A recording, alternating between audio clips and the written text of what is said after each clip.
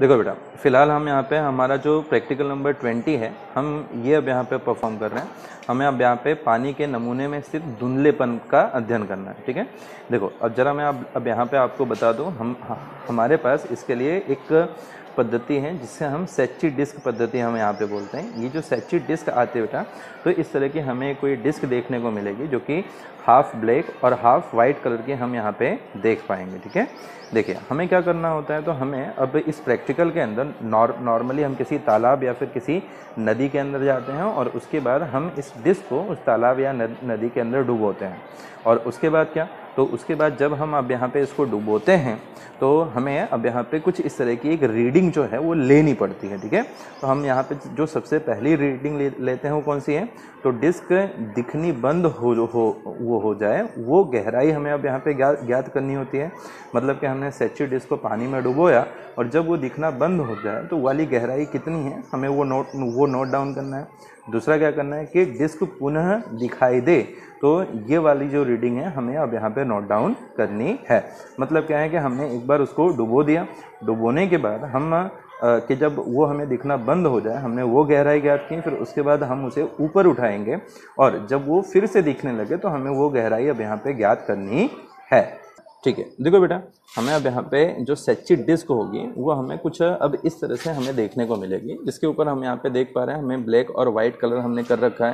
ये हमारी डिस्क ये ऊपर से अच्छे से डूब जाए इसके लिए हमने एक वजन भी अब यहाँ पे रखा है, क्योंकि हमने ये डिस्क जो है वो बनाई है अपने के जो CD या DVD आती हैं उनसे। ठीक है, हमने अब यहाँ पे तालाब में तो हम जाके ये प्रैक्टिकल कर नहीं सकते, तो हम यहाँ पे क्या करते हैं, किसी बाल्टी में कोई के मटमैला पानी जो हो हम यहाँ पे प्रिपेयर करते हैं, उसके बाद हम इस डिस्क को इसके अंदर डुबोते हैं।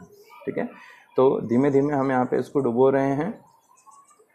हमें यही चीज़ यहाँ पे ऑब्जर्व करनी है कि जैसे हम यहाँ पे पानी में हम इसको डाल रहे हैं उसके बाद ये कब दिखना बंद हो जाएगी। ठीक है, देखिए अब यहाँ पे ध्यान दीजिए आप सभी लोग कि हमने इसे पानी में डाला, फिलहाल ये हमें दिख रही है और हम इसे गहराई में डाल रहे हैं, तो कब दिखना हमें बंद हो जा रही है। तो जब हमें ये दिखना बंद हो जाए तो हमें इसको मेज़र कर लेना है, फिर हमें इसे ऊपर उठाना है और जब ये वापस से हमें हल्की सी दिखाई देने लगे तो वाई टाइम पे हमें इसे वापस से मेज़र कर लेना है।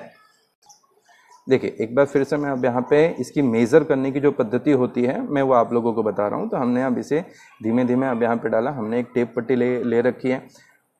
जैसे हमारी डिस्क दिखना बंद हो जाए तो वो वाली जो हमारी लंबाई है लगभग हम यहाँ पे देख पा रहे हैं, तो कितना आ रहा है बेटा, तो 4.5। ठीक है ना। फिर उसके बाद क्या करना है, उसके बाद हमें अब यहाँ पे डिस्क जब हमारी दिखने ये लगे वापस से, ठीक है, तो वापस से जब हमारी डिस्क दिखने लगे तो उसकी भी लंबाई क्या करनी है हमें अब यहाँ पे ज्ञात करनी है। तो उसके लिए हम यहाँ पे, है ना, हल्की सी भी अगर मान लीजिए हमारी डिस्क हमें दिखती है तो वो लंबाई हमें ज्ञात करनी है। तो वो लंबाई हम यहाँ पे देख पा रहे हैं तो कितनी है, तो ये हमारी लंबाई आती है लगभग 3 सेंटीमीटर, है ना। और इस तरह से क्या होगा कि इस तरह से हमने क्या किया कि हमने हमारे प्रैक्टिकल को परफॉर्म किया है। ठीक है, तो हमारे पास जो बेटा अब जो रीडिंग आई थी, जब हमने डिस्क को पानी के अंदर डाला तो वो कब दिखना बंद हुई थी, तो हमने ये वाली चीज़ देखी बेटा, ये 4.5 सेंटीमीटर पे दिखना बंद हो गई थी और ये वापस से कब दिखने लगी थी, लगभग 3 सेंटीमीटर पे ये फिर से दिखने लगी थी। और इस तरह से हमने अब वाली चीज़ अब यहाँ पे करनी है। लास्ट में हमें इसे इस फॉर्मूला में हमें पुट कर देना है। हम देखेंगे 4.5 + 3/2 कितना आ जाएगा ये, तो हम यहाँ पे देखेंगे तो हमारी इसकी वैल्यू जो होगी वो हो जाएगी 3.75।